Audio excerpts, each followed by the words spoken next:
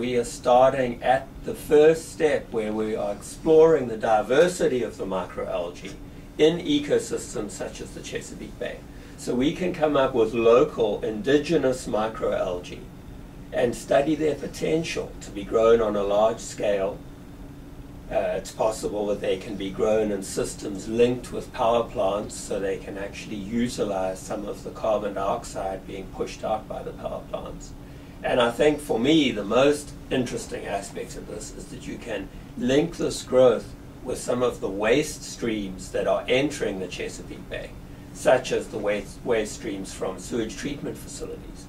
If you can do that, you can utilize those valuable nutrients that right now are actually a real problem for the bay.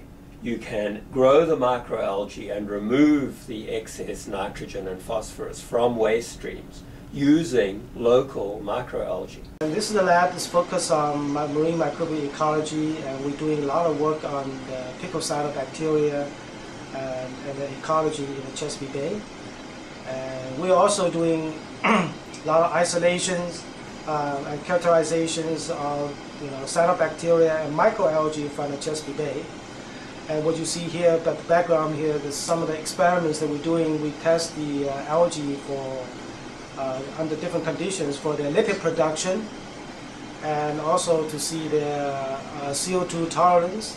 How much they can tolerate the CO2, different CO2 concentrations. So yeah, this is the kind of project that we're doing here. We have several hundred algal strains that were isolated from different locations. Some of them coming from Chesapeake Bay, some of them from different areas like lake, rivers. We also isolated from hot spring, deserts, coastal, estuarine, and open oceans, including Arctic oceans that we try to do. And these algae has different features. They have some of them can tolerate very high CO2, which maybe can use for CO2 sequestration and to reduce the carbon load. And the other strains may have high lipids and they can grow very fast, and they have potential to use for biofuel developments. Some other algae that can also have different natural products or high value products that we can use for commercial developments. A lot of these algae has unique products that can be used for nutraceuticals and also some other high value products. A lot of companies are interested in screening some of these strains and looking for their specific high value products. Everybody probably knows that algal blooms, and particularly cyanobacteria blooms, in several lakes, major lakes in China, like Taihu Lake and some other area, is serious problems. They cause the fish kills and a lot of toxin produced in the lake.